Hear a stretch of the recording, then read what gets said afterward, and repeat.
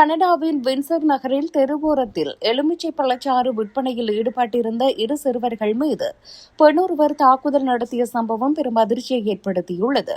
இந்த சம்பவம் தொடர்பில் 61 வயதுடைய பெண்ணொருவர் மீது வின்சர் போலீசார் வழக்கு பதிவு செய்து கைது செய்துள்ளனர். கடந்த ஆகஸ்ட் 3ஆம் தேதி இரவு 9 மணியளவில் கிளாட்ஸ்டோன் அவென்யூ மற்றும் நயாகரா வீதி சந்திப்புக்கு அருகில் இந்த சம்பவம் இடம்பெற்றதாக வின்சர் போலீசார் தெரிவித்துள்ளனர். 8 மற்றும் 13 வயதுடைய இரு சிறுவர்கள் இணைந்து அப்பகுதியில் எலுமிச்சை பழச்சாறு கடை அமைத்து வியாபாரத்தில் ஈடுபட்டிருந்துள்ளனர்.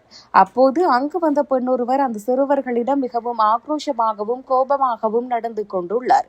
திடீரென அந்த பெண் ஒரு சிறுவனை பலமாக தள்ளிவிட்டதோடன்றி மற்றைய சிறுவன் அமர்ந்திருந்த நாற்காலியையும் பலவந்தமாக கவிழ்த்துள்ளார்.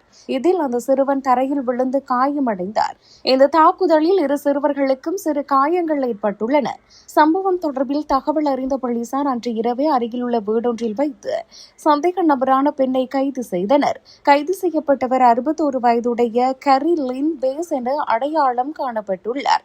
இவர் மீது சிறுவர்கள் மீது தாக்குதல் நடத்தியமை தொடர்பில் 2 குற்றச்சாட்டுகள் பதிவு செய்யப்பட்டுள்ளன.